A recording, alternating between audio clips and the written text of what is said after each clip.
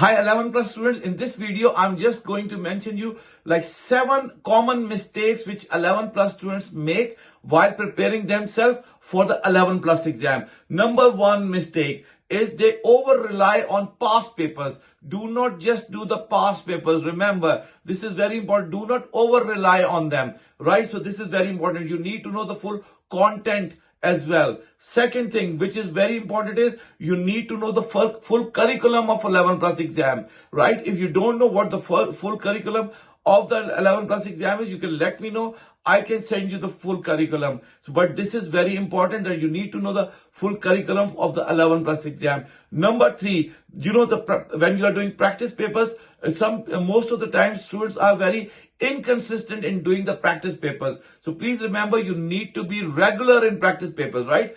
I would say try to do at least one practice paper every day.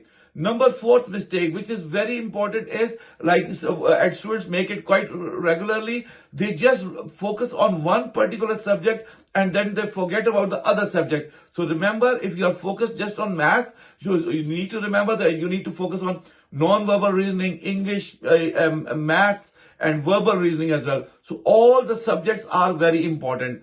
Another very common mistake which students make is misreading the question. So what they do, they do not read the question properly and they start attempting it. Do not do that, right? So read the question properly. If you don't understand it, read it 2 times, read it 3 times, especially when it comes to the worded questions, right? Read the worded question at least 2 or 3 times and then start doing that question, right?